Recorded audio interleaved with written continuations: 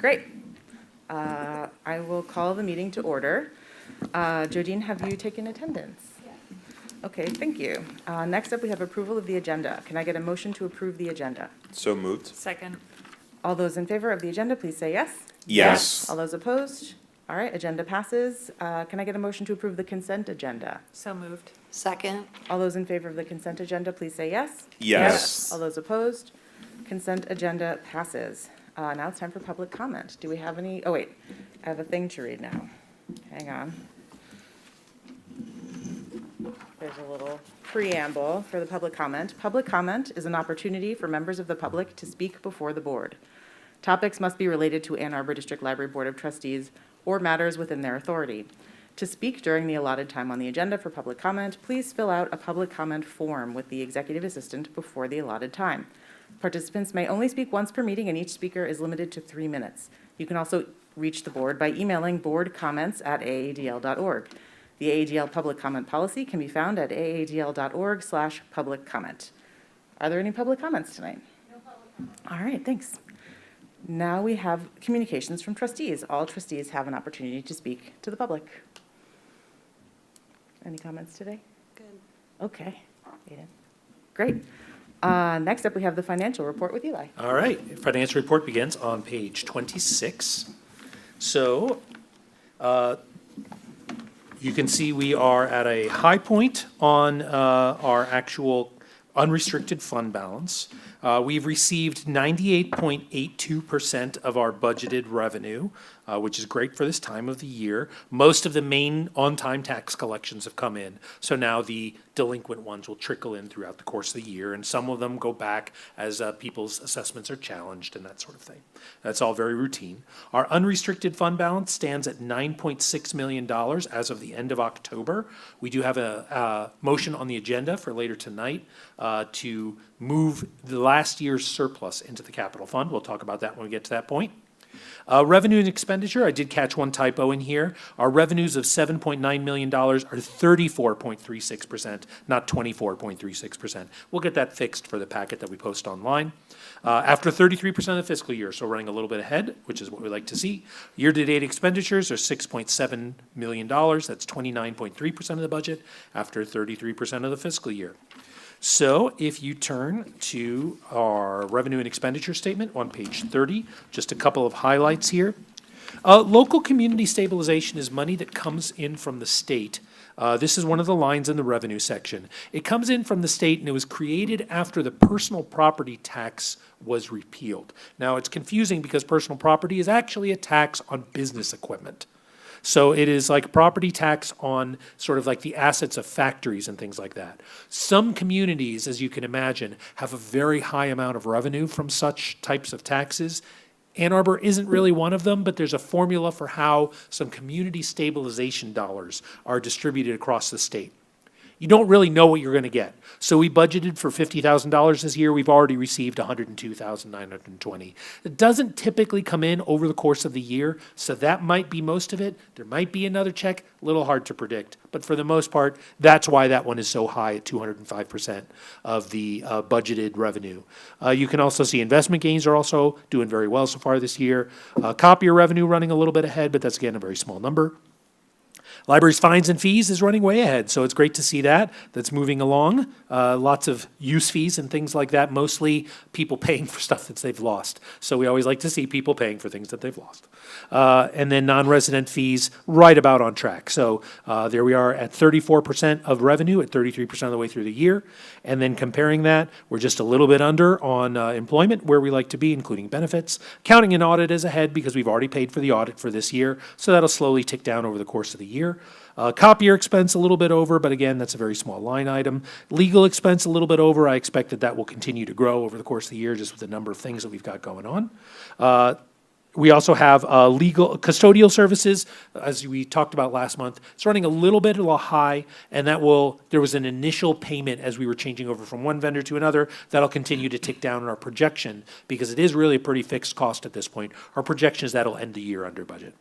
And then one other line, which is operating supplies at 40%. That's something we're looking at. There's a couple of things, changes between what are capitalized elements and what are not capitalized elements. So that means that you sometimes it's a little hard to make sure everything's going to the right place. So we will make some adjustments as we get closer to the end of the year. We might bring you an adjustment to transfer from the capital outlay line to the other supplies line because more things were under our capitalized threshold, meaning that they would have come out of the other supplies or the operating supplies line instead of the capital outlays line.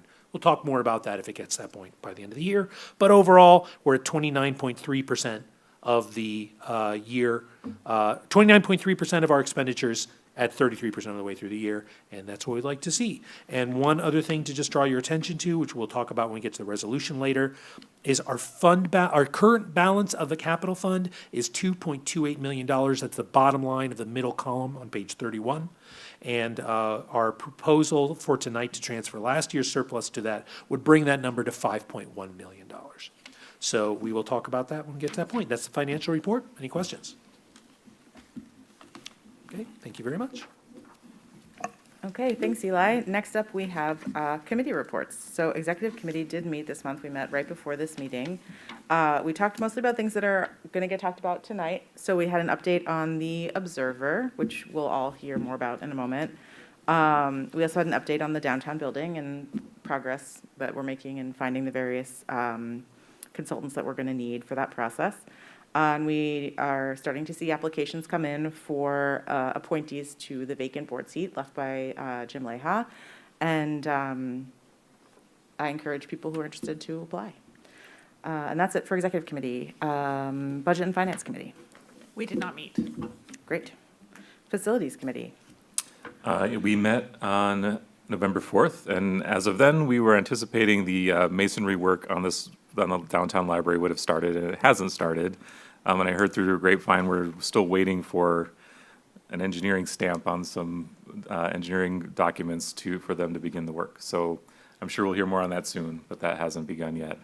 Ballots Creek had some brick repair done after a car crash into some brick there. The ELF expansion plans are still moving forward.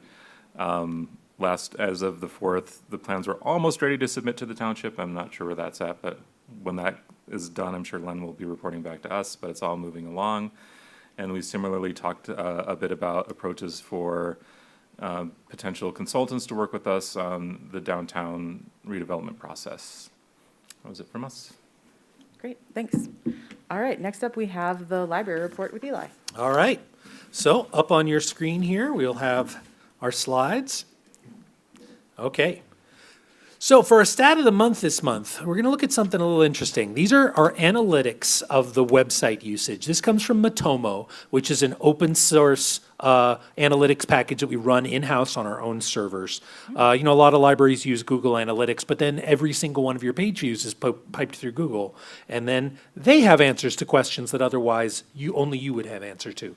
So we run this in-house, and so what I want to show you here is something interesting that's going to happen, and we're going to tell you the story of what we discovered and then what change we made to it. One thing you can see here is there's very much a heartbeat. That heartbeat is the summer game.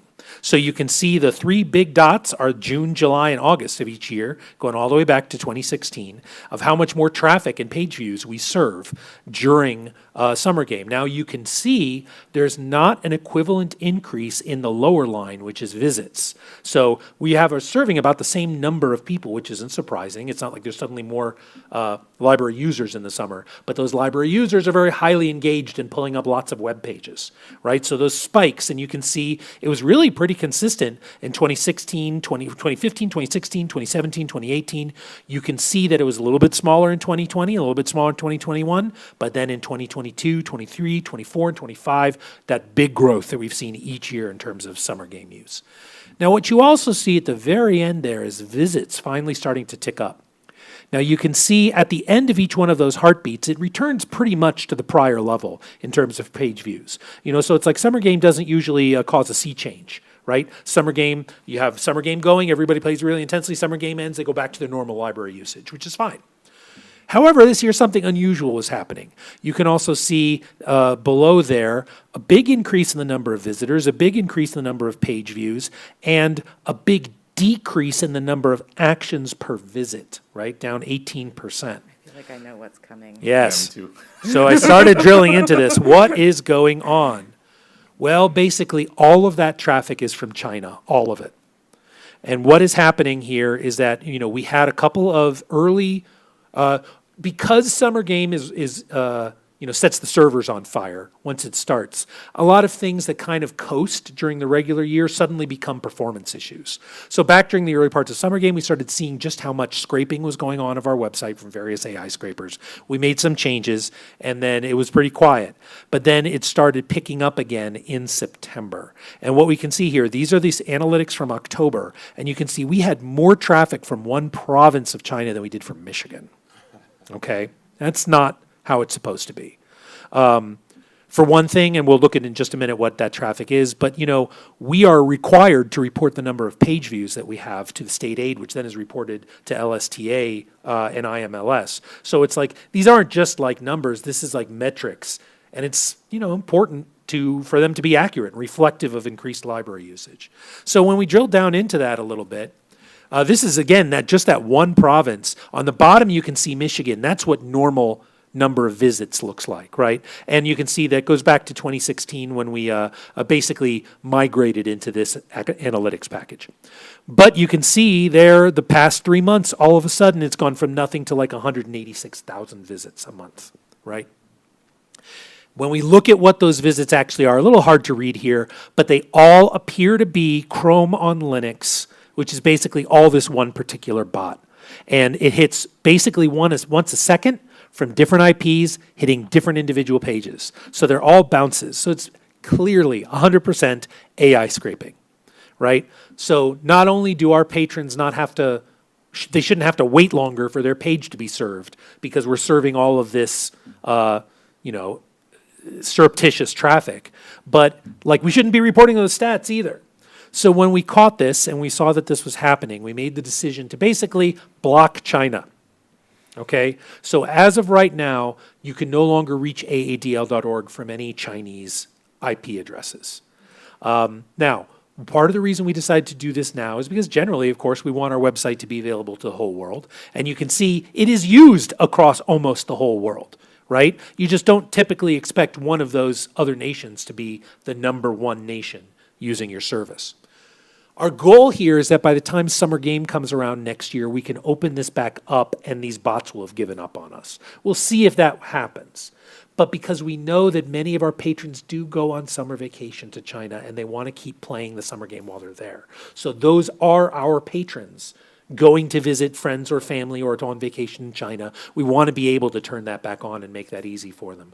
We have in the past heard from people in other countries when we block this because it doesn't block email services. So typically people then find our email either through a Google cache or something like that, send us an email and say, I'm having trouble loading this page. So at least we're able to help legitimate use from other nations if they reach out to us. So this is what we're doing now. We've made this change for now, and of course it immediately, Michigan's back to being our #1 region, as we would expect. But this is just what it's like being on the web. Back in the day, there used to be this thing, robots.txt, which would tell robots how they're supposed to behave. And basically, the internet has decided that that doesn't matter anymore. And so all of these scripts, none of them obey the old rules, from a more civilized time. And so it's very wild out there in terms of the amount of traffic that is just scraping random pages just for whatever is there. So any questions about any of that for Stat of the Month or how we're handling and reacting to unexpected traffic from other nations? I'm curious about winter break. Is it that the usage of the site in general is so much lower when it's not summer game? Yeah, it's really only summer game drives children who are taken on vacations they don't want to go on to be hitting their hometown library's website during that time. Because this isn't really related to Libby or using the collection for the most part. It's specifically about browsing AADL.org, which really is not an issue that we hear about during winter break. But we'll see, maybe we will this year. Okay, any questions about this? I don't have anything that's, I think, appropriate for a board conversation, but I might want to follow up with you with some Sure. questions and some, so, I'm just curious, what other approaches you've evaluated? Yes. Because there may be a few other ways to approach this problem. But, Yeah. There's a couple, there's CDNs are in the mix, and we certainly have experimented with that in a couple cases. But this is something where, because they're trying to be polite. You can see, it's only one hit every 3 or 4 seconds, Yeah. right? That is polite on web scale. but still in terms of like compared to the rest of our traffic, you can see it just obscures it. Yep. So happy to talk with you further about that later. All right, some upcoming events. December 6th, the return of WAP, or Washington Area Pickup Robotics, out at the ALF, open to the public from 2 to 5 p.m. It starts for the teams at 10 a.m. We've got 9 teams signed up. We have one team for the first time. So that should be good fun for everybody, a great event, great engagement from the kids and the teens in the area. That's coming up on December 6th and December 13th. Tiny Expo at the Downtown Library from 11 a.m. to 6 p.m. Last year, we had over 6,000 people through the door for Tiny Expo. So it's always a very busy day at the library. Has expanded onto the second floor as well. So we will be sticking with that and hope to see you all at those. Here's some event recaps from November 8th. The AADL Printmaking Festival was a big success. We had over 3,300 people through the door that day. So we were doing screen printing down in the secret lab. You could make your own tote bags. We had some very well-attended talks up on the 4th floor. Lots of attendees for all of the printmakers selling their wares down in the lobby. And the very next day was a community book fest. And there you can see Michelle Yang and Stephen Postema, two of our Fifth Avenue Press authors, selling their books. We had a book launch event for that as well. And we had a good attendance for that day as well, even though the weather was a little not quite as great. But at least this year, we did not have a power outage in the morning. So we were happy to deal with that. All right, AADL in the community. On Sunday, November 9th, AADL premiered the documentary A Ripple in Ann Arbor about the infamous DNA dragnet in the 1990s, where law enforcement used unfocused and invasive tactics to obtain blood samples and DNA from 160 black men while profiling and harassing hundreds more.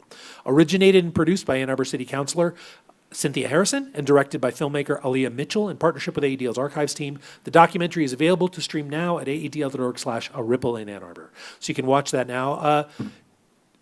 We had heard from some people who live in other states who were affected by this, who watched the story in a couple different sessions, and said how meaningful it was for them to hear this story told. We had almost 1,500 entries to that page in the past week since it was released. So there was a lot of good traffic to it, lots of people sharing it and sharing it with other people. So it's certainly getting out there and being watched. And we thank Councilor Harrison for bringing us this project and being such a great partner. All right, here's our staff spotlight for this month. This is Tom Hart. He's a part-time desk clerk. He's worked at AADL for 7 years, started in November of 2018. And he says, I'm not particularly shy about sharing, so quite a few of my coworkers know a fair bit about me. But some may not know that despite a degree in wildlife biology, a deep interest in visual arts and painting, including studies at the Illustrator Studio in Massachusetts, and early years in a rock band, most of my working life has been in libraries, sans library science degree. My first real job where the wildlife degree was of little use was as a circulation supervisor at the Hampshire College Library in Amherst, Massachusetts. That was followed by a questionable detour to a position in academic human resources at U of M. Now finally at AADL, I feel like I've come full circle to the best job of them all. Although to be completely honest, the rock band was slightly more fun. Thank you, Tom. Tom does a great job on desk. Mention of the month. Okay, so this is from Wander and Gather. We are opening a brick and mortar. Last month I found out I was getting one of the lobby shops in the Ann Arbor Downtown Library, and today I got the keys. Wander and Gather was our number 4 option for the lobby shops, and one of our providers never opened, and so we had given her plenty of time and then said we need to cancel your agreement if you're not able to open by this date, and she returned the keys. So we passed them on to our number 4th, who was also going to be a vendor at Tiny Expo. Now she'll have her shop open in time for Tiny Expo. And so she does a great job, has a wonderful shop, and it's already started moving in. So we're looking forward to seeing that. And we are coming up on the end of the first 6 months terms, and we'll have more updates for you at the next meeting. Here's our compliment of the month. I just finished watching Chinatown last night. I had been so bummed that the only copy at the library had been overdue for over a month. This copy is pristine. The case is even quite new. Did we actually get a new copy? If so, thank you. It's an important classic. Yes, we did. We ordered a new copy of Chinatown because we needed one. It is an important classic. So thank you to that patron for noticing. Here's a complaint of the month. The signs on Traverwood Library land endorsing a vote one way or another is unacceptable. Please don't endorse anyone using your platform as a library. AADL is one of the most trusted institutions in our city. I'm very upset seeing these signs, even if they are 100 feet away from a polling location entrance. So they are still on library AADL property. It looks like AADL is endorsing a specific vote on this proposal. Ideally, I'd like AADL to notify AAPD, security cameras consulted, and misdemeanor charges filed under MCL 168.941. So I followed up with this patron because there was a vote no on the CTE millage sign placed on Traverwood in a place that looked like it was library property. As it turned out, it was not library property. It was in the public right-of-way. Now, there's a little bit of a gray area here. One thing, just so that you know how we handle this, there's two aspects of this. One is making sure that there are no signs from within 100 feet of the polling place. That is up to the poll workers to determine, and we defer to them. They are responsible for determining if they are too close to the polling place. The other question is having signs on library property. And this is something that we are going to be having next time an election comes along, have our building supervisors be patrolling and looking for signs that were placed that are on library property, or this is something new, or appear to be on library property. So one of the things that's unique about mostly Traverwood, a little bit at downtown, is there's some places that you think are library property that are actually in the city right of way. For example, at Traverwood, on the Huron Parkway side, inside the sidewalk is still a city right of way, like the building is right up to the property line. So this sign was actually on public property, not on library property. So in the case of this sign, by the time we heard about it, I responded to the patron. I said, well, as it turns out, this was actually on public property. Here's how we deal with this. The patron was very satisfied to hear from me and didn't. And I said, normally this is not something the library would file a police report over, but you are welcome to. He declined to.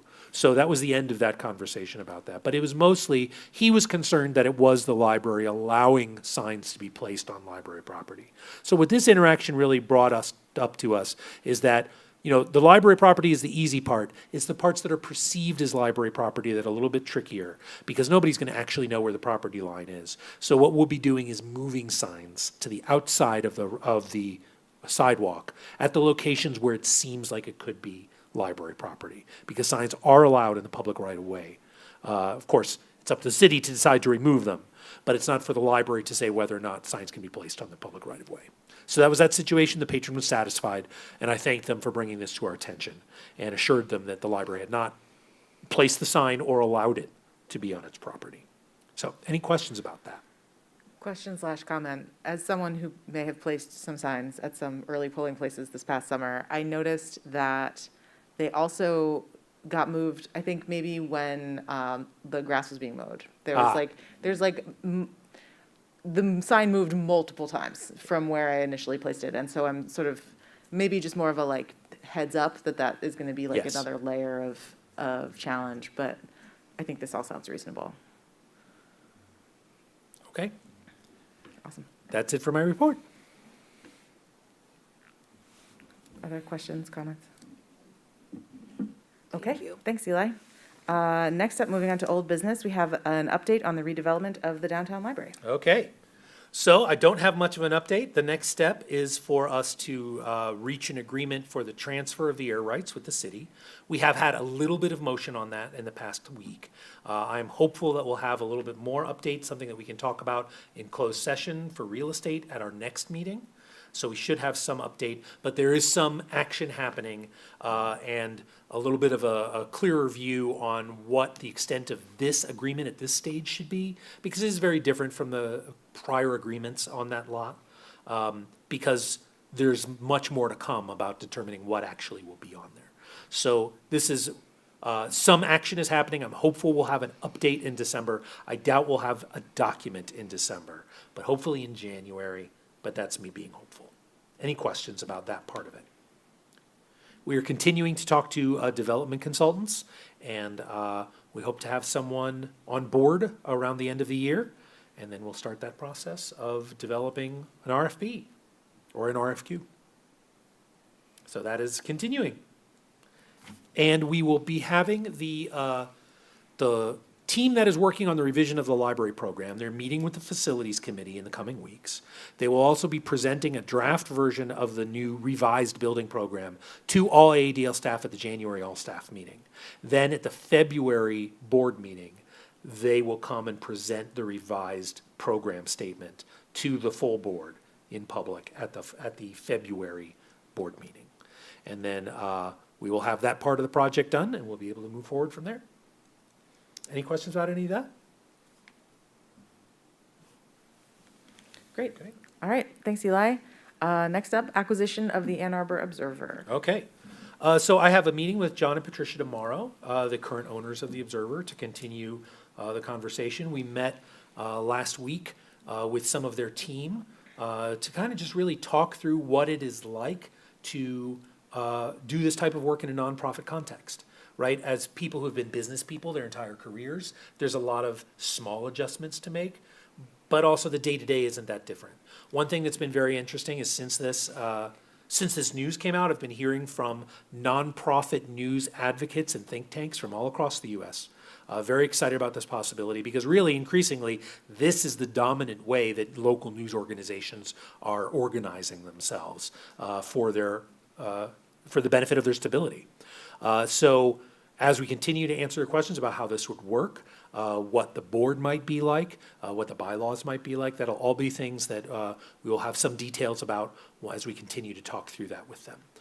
So at one point, we had hoped that we would have this ready to close by January 1st, and I don't think that that's going to happen. Mostly because it's a much bigger change than they were originally envisioning. If we were just going to be outright transferring the business to library ownership, that'd be one thing, but that's not the route we're going forward. And the transition to a nonprofit will take a little bit more time. So it's more likely to be that we will bring a proposed sales agreement to the library board for their approval once we have that hammered out.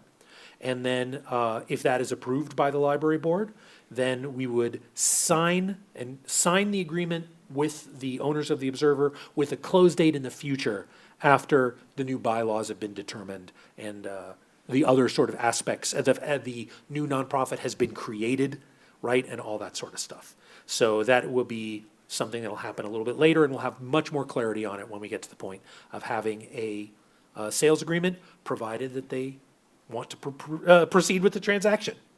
So that's the next step. Any questions about any of that? Okay, so we're just continuing on the path that you all talked about last month, and I will keep you updated. Awesome. All right, thanks, Eli. Next up, new business, resolution to transfer $2,849,018 from the fund balance to the capital projects fund. So I will read the resolution. The board resolves as follows: to transfer $2,849,018 from the undesignated fund balance to the capital projects fund. 2, that all resolutions and parts of resolutions that conflict with the provisions of this resolution are rescinded. Can I get a motion to approve this resolution? So moved. Second.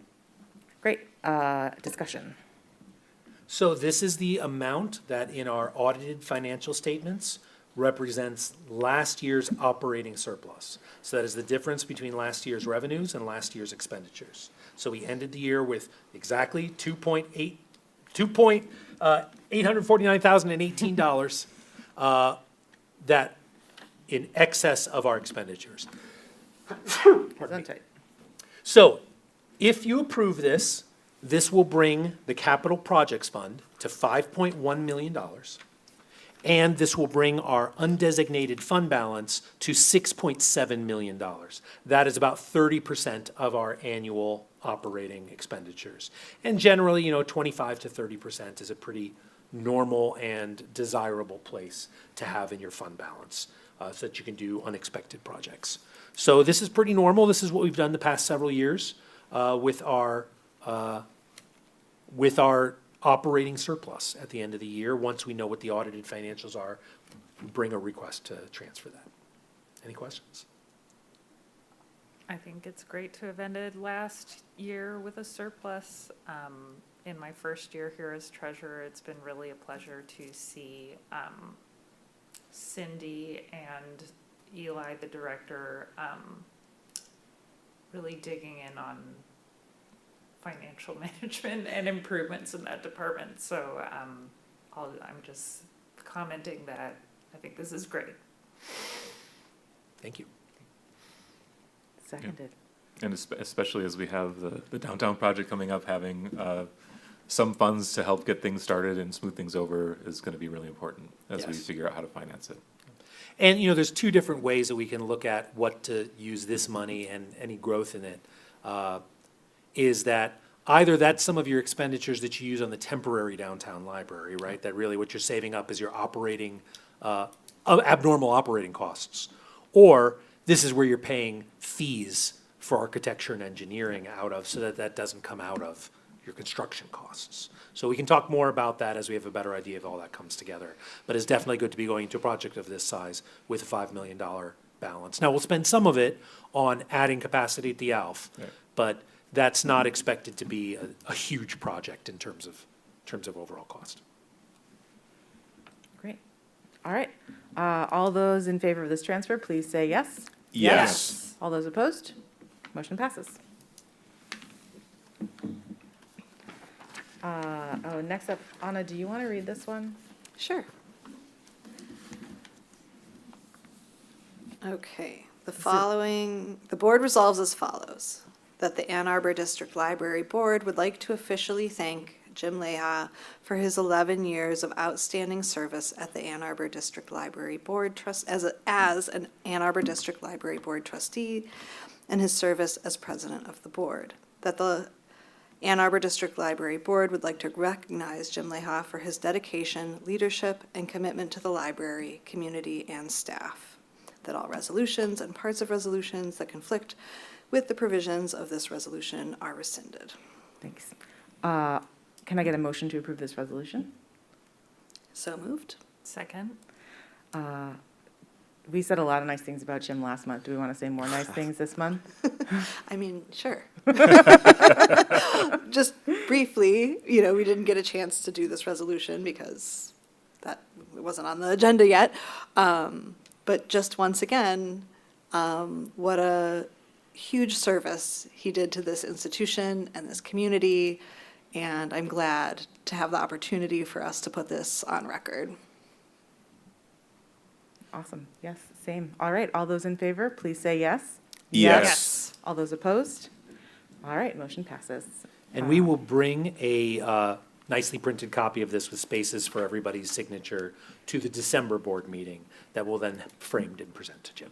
So he will have a copy of the proclamation. Yay, awesome, thanks.